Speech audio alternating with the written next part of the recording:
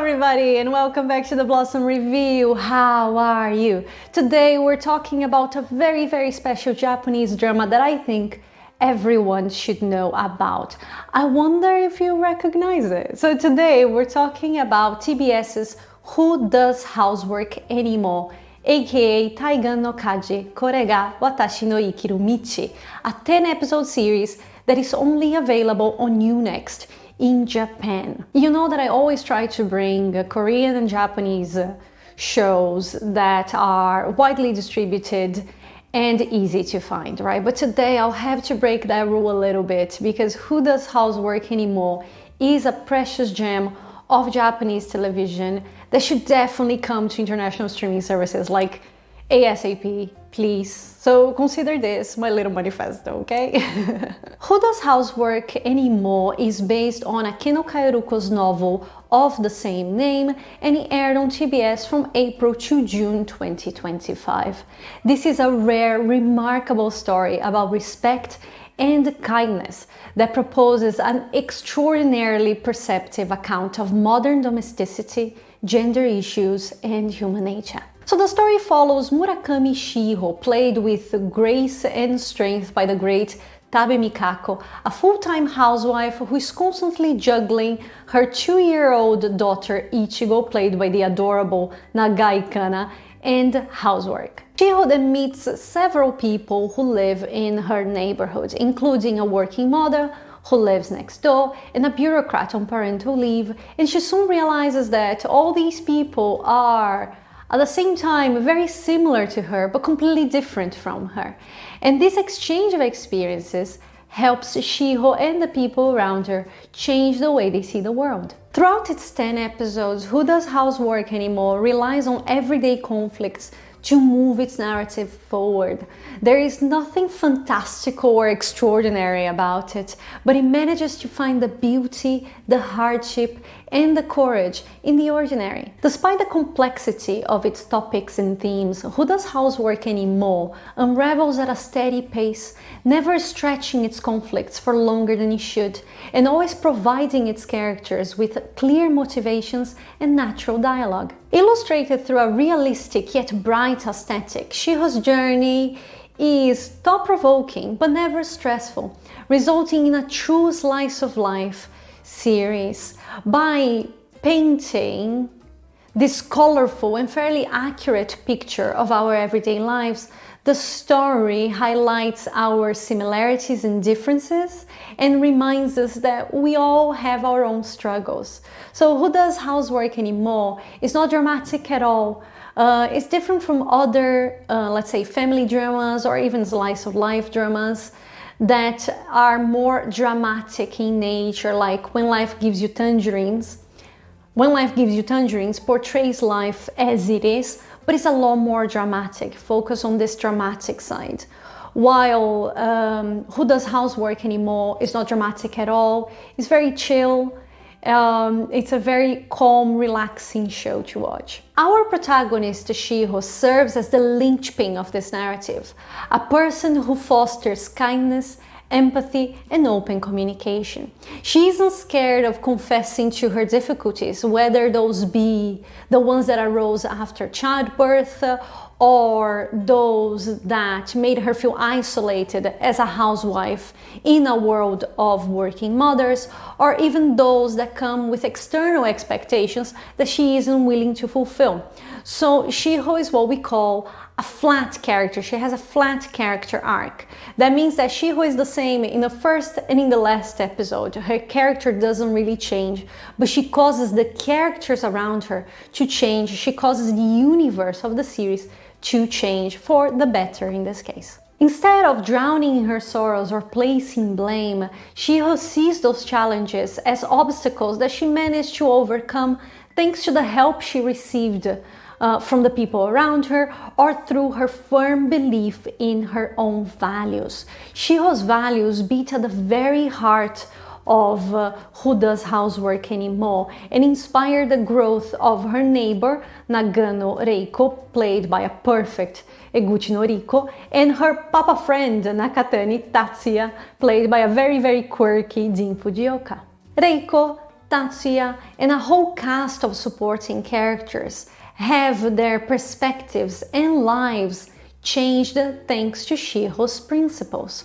Throughout the series, Shiho's adventures, let's say, demonstrate that society is composed of a variety of identities, experiences, desires, and needs, and this diversity should be respected and preserved. Rather than dictating rights and wrongs, Shiho advocates again and again that we should try to understand others and defend their right to be free to be who they want to be. This theme is very clear from the very title, Kore ga Watashi no ikiru michi, which translates to something like, this is my way of living, let's say. So as long as we respect each other's freedom to live the life that makes us the happiest, we will have a more content and humane world. Here, Who Does Housework Anymore becomes almost utopian in its portrayal of a wide cast of characters who are always willing to change and grow. Without exception, all of them allow themselves to become more empathetic and more willing to correct their mistaken selfish beliefs. There's no such thing as an evil character in the series. Everyone has a reason for being who they are. So Shiho is constantly trying to put herself in their place. She's always trying to put herself in another character's shoes, offering them compassion and encouraging open discussions. Because Shiho sees their ignorance or selfishness as a product of anger or fear or misconception, and she works very hard to show them a different perspective. Unfolding in an episodic nature, every installment sees Shiho changing the life of one individual, which in turn causes this chain of change that affects the very fabric of the community around her. However, Shiho's ability to empathize doesn't mean that she just ignores the pain that we can inflict on others. We all make mistakes after all, so we can and do hurt others, and we can and should apologize. And as the person hurt, we can and should try to understand the other person.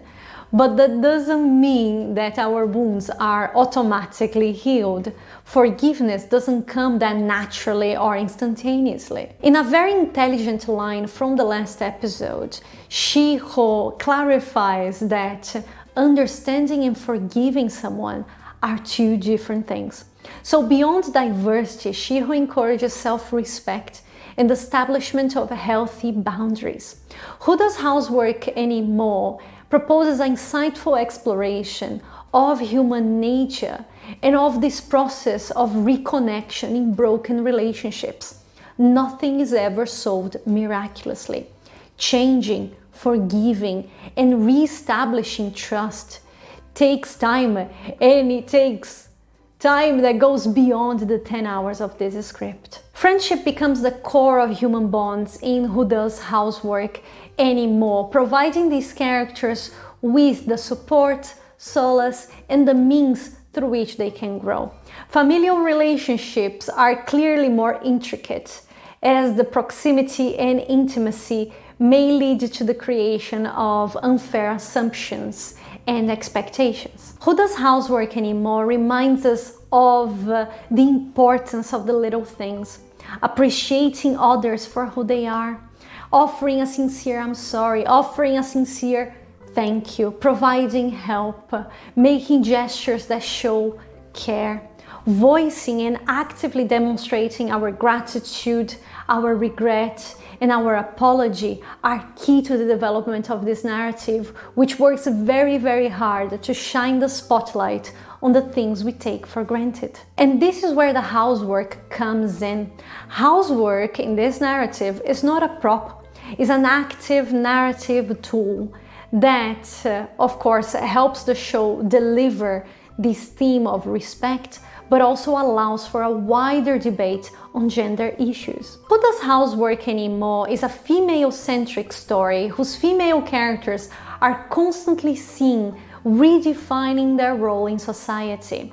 This story points the finger at the idea that women never seem to get it right. They struggle with work-life balance, especially when they have children to raise. They struggle to have their careers valued and respected when their existences are defined by the choice of whether or not to get married, whether or not to have children. They have to do everything, work, housework, child rearing, because they want to, because it's easy, or because they are supposed to. Even Shiho, who chose to be a housewife, is judged and criticized for not working, for not contributing to society. So women cannot get it right. It doesn't matter what she decides to do, it won't be the right answer. But all of these problems happen because women are fighting a lone battle and they are trapped in societal expectations. So slowly, Who Does Housework Anymore shows that housework isn't easy at all and that it does contribute to society. So as the characters around Shiho learn what housework really entails, they start showing more appreciation towards it. Men then realize that they too have been trapped in societal expectations that hinder their ability to take care of their own selves and foster better relationships with their wives and children through a genuine, gentle, and keen portrayal of contemporary domesticity. Who Does Housework Anymore dismantles bias and examines gender expectations by vividly illustrating and discussing how hypocritical, self-centered, and prejudiced a system it is. So, Who Does Housework Anymore is a quietly revolutionary and timely slice of life that doesn't propose an ideal world, but definitely opens a door to it.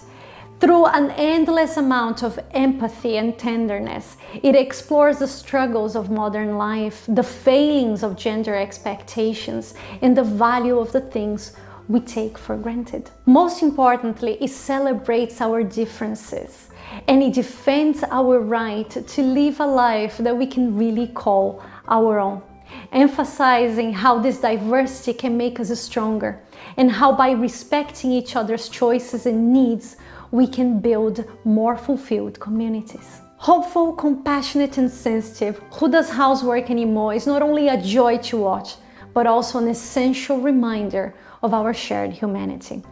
Who Does Housework Anymore is currently available on Unext in Japan, so please, Netflix, Viki, Cocoa, Disney Plus, somebody bring this show to international streaming services because it's very, very much worth a watch. So guys, quick reminder that this review is also on the Blossom Review. I'll leave a link in the description if you want to check it out. And over on Substack, we reviewed the visually stunning K-pop Demon Hunters this week. I'll also leave a link if you guys want to give it a read.